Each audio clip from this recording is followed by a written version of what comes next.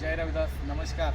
मी चंद्रकांत ठाकरे आणि आमचे सर्व सहकारी राजेंद्र आहिरे, एकनाथजी राजगुरू, सागरजी सुरंजे, अमोलजी गांगुर्डे, रविराजजी कासवे आणि रामेश्वरजी सूर्यवंशी व कैलासजी माने, त्याचबरोबर संतोषजी रखमे आणि आपले रमेशजी काकी. आज आम्ही समस्त जो गाडे महाराजांवर जे अत्याचार झालेला आहे, अन्याय झालेला आहे, त्या अन्यायासंदर्भात आम्ही माननीय जिल्हाधिकारी कार्यालय, माननीय जिल्हाधिकारी साहेब यांना आज आम्ही निवेदन देण्यासाठी आलेलो आहोत. खरं तर बीड जिल्ह्यात आणि आष्टी तालुक्यात दौलावड गाव या ठिकाणी आपले रविदासाचार्य महाराज गोपीनाथजी गाडे महाराज हे त्या ठिकाणी वास्तव्यास आहे दौलावड गावात. आणि गेल्या 7-8-10 वर्षापासून माननीय गाडे महाराजांना तिथल्या जातीवादी ज्या काही शक्ती आहेत, जे काही समूह आहेत, त्यांनी गाडे महाराजांना 7-8-10 वर्षापासून त्रास देण्याचं काम सुरू केलेलं होतं. का की गुरु रविदास महाराजांचं अध्ययन केंद्र 2-3 गुंठ्यात त्या ठिकाणी गाडे महाराजांनी बनवलेलं आहे आणि हेच नेमकं त्यांच्या पोटात कुठंतरी दुखायला लागलं आणि म्हणून गाडे महाराज हे 25 फेब्रुवारी रोजी घरी नसताना रविदासाचार्याचं काम करतात आणि ते संपूर्ण महाराष्ट्राबरोबर देशभरात फिरत असतात आणि समाजाचं प्रबोधन देखील करतात. तर असे गाडे महाराजांच्या घराला त्या जातीवादी लोकांनी त्या ठिकाणी आग लावून दिली आणि गुरु रविदास महाराजांचं जे अध्ययन केंद्र होतं त्या अध्ययन केंद्राला देखील त्या ठिकाणी तोडफोड करून आणि रविदास महाराजांचं जे साहित्य होतं ते साहित्य देखील त्यांनी त्या ठिकाणी फेकून देण्यात आलेलं होतं. तर अशा प्रकारचा गुरु रविदास महाराजांचा अपमान त्या ठिकाणी झालेला आहे. त्याचबरोबर आज आपण पाहत आहोत की समाजातील किती संघटना ह्या अन्यायाविरोधात लढत आहेत, तर मुळीच कोणीच दिसत नाही. 1-2 संघटन बीड तालुक्यातील, त्याचबरोबर संजयजी खामकर आणि राष्ट्रीय चर्मकार संघाचे जिल्हाध्यक्ष त्या ठिकाणी पोहोचलेले होते. 1-2-3 अपवाद जर वगळले तर समाज का झोपलेला आहे का? समाजाला हे झालेला अन्याय अत्याचार दिसत नाही का? मग हे जातीवादी शक्ती ज्या आहेत या इतक्या मोठ्या प्रमाणात बळावल्या आहेत, या इतक्या बलाढ्य का होत आहेत? तर याचं एकमेव कारण म्हणजे आपण सुस्त बसलेलो आहोत, आपण शांत बसलेलो आहोत, आपण अन्यायाविरोधात लढत नाही. बाबासाहेब म्हणतात 100 दिवस शेळी होऊन जगण्यापेक्षा 1 दिवस वाघासारखं जगा, असं जर बाबासाहेब बोललेले आहेत तर मग आम्ही आमचं घर प्रपंच सांभाळत बसतो आहोत का? उद्या आज त्यांच्यावर हा प्रसंग आलेला आहे, अन्याय झालेला आहे, आज तो प्रसंग आपल्यावर देखील ओढावू शकतो. मग हे होऊ नये यासाठी एकत्र येणं असेल तर आपल्याला एकत्र येणं गरजेचं आहे. बाबासाहेब म्हणतात शिका, संघटित व्हा, संघर्ष करा. गुरु रविदास महाराज देखील म्हणतायत की सतसंगत मिलत रहियो, माधव जैसे मधुक मखिरा. म्हणजेच आपण मधमाशाप्रमाणे आपण एका ठिकाणी जमलं पाहिजे. जर मधमाशाच्या पोळ्याला जर कोणी एक दगड मारला तर त्या दगड मारणाऱ्याला त्या मधाच्या ज्या माशा असतात त्या माशा काय करतात हे आपल्याला सांगायची गरज नाही, त्याला संपून टाकतात. तर अशा प्रकारचं देखील आपल्याला संघटित राहणं खूप गरजेचं आहे.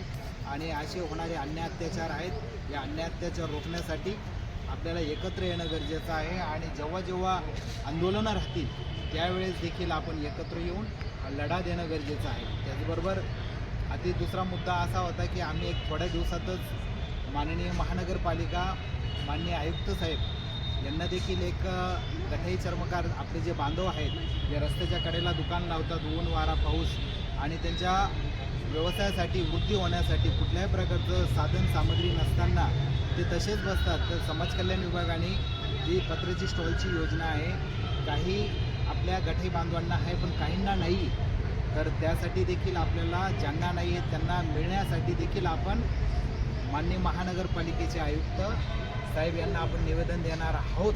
आणि जे ना हरकत दाखले आहेत ते पुन्हा महानगरपालिकेने चालू करावे.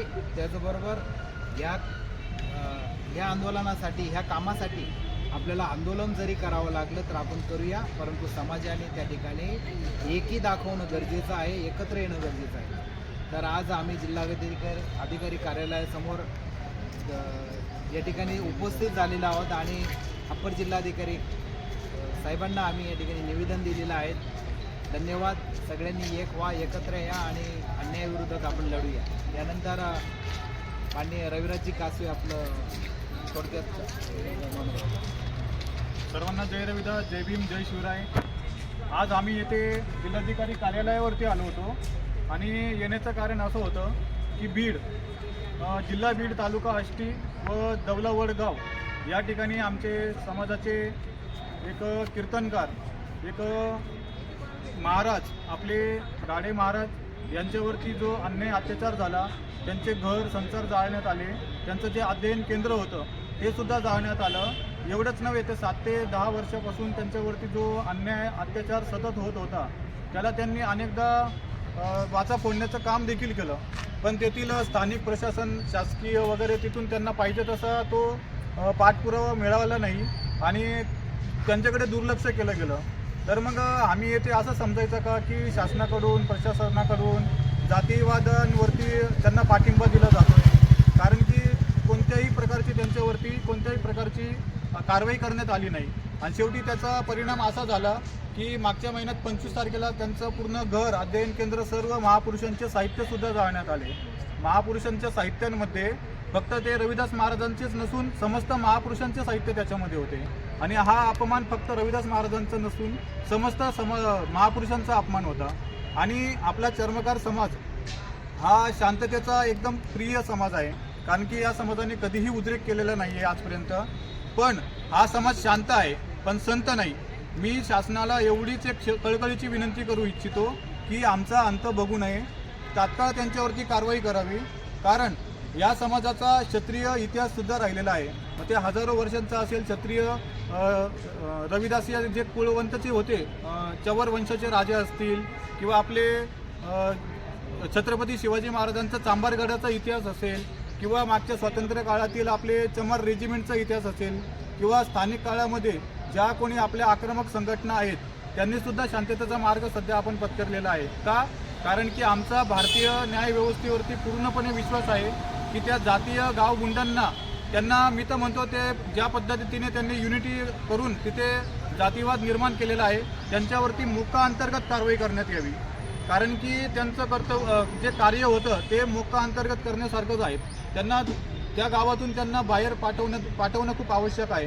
कारण की याच्यानंतर सुद्धा त्या जे आपले गाडे महाराज आहेत त्यांच्या जीवाला आजही धोका तसाच आहे. तर मी शासनाला एवढीच कळकळीची विनंती करतो व मी व माझे सहकारी आज येथे जमा झाले त्या सर्वांचे देखील आभार मानतो.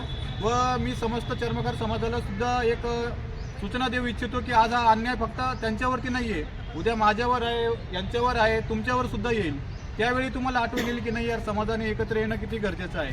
आणि मी पुन्हा एकदा येथे उपस्थित झाले त्याबद्दल सर्वांचे आभार मानतो व पुन्हा एकदा मी त्यांच्यावरती कडक कारवाई व्हावी एवढंच मी शासनाला विनंती करतो. धन्यवाद. जय रविदास, जय भीम, जय शिवराय. कट करू.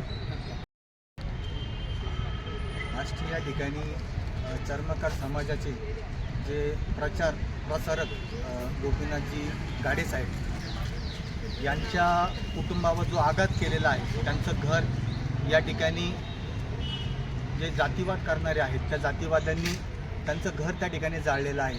घराबरोबरच त्यांचं जे संत रविदास महाराज यांचं प्रचार आणि प्रसाराचं जे काही साहित्य होतं ते साहित्य देखील त्या ठिकाणी त्या गावगुंडांनी जाळलेलं आहे. आष्टी आणि नाशिक हे बरंच अंतर आहे, पण प्रशासनाला त्या ठिकाणी प्रशासनाने कारवाई केलेली आहे. पण ती कारवाई जी प्रखरपणे व्हायला पाहिजे त्या प्रकारची कारवाई त्या ठिकाणी होताना दिसत नाही आहे. त्यामुळे समाजातील तालुके असतील, जिल्हे असतील, प्रत्येक जिल्ह्याच्या ठिकाणी जिल्हाधिकारी कार्यालय आहे त्या ठिकाणी समाजाचे जे समाजात काम करण्याच्या संघटना आहेत त्या संघटनामध्ये आम्ही आता चर्मकार समाजाचं काम करणारे चंद्रकांतजी ठाकरे साहेब आहेत यांच्यासोबत आज या ठिकाणी अप्पर जिल्हाधिकारी कार्यालयामध्ये आम्ही या ठिकाणी निवेदन दिलेलं आहे. आणि जी कारवाई जी आहेत ज्यांनी हे केलेलं आहे त्यांच्यावर प्रखर अशी कारवाई प्रशासनाने करावी याकरता या ठिकाणी निवेदन दिलेलं आहे. तरी ज्या ज्या ठिकाणी चर्मकार समाज आहेत अशाच प्रकारचं निवेदन प्रत्येक जिल्हाधिकारी कार्यालयात देऊन प्रशासनाला देऊन धारेवर धरून त्यांच्यावर ज्यांनी जे काही अत्याचार केलेले आहेत त्यांच्यावर प्रकारची कारवाई करण्याकरता प्रत्येक ठिकाणी निवेदन देण्यात यावे अशी मी सर्व समाज बांधवांना विनंती करतो. जय भीम, जय शिवराय, जय रविदास. वाढत चालल्यामुळे समाजातील प्रथमतः अशा काही घटना घडत चालल्या दिवसेंदिवस.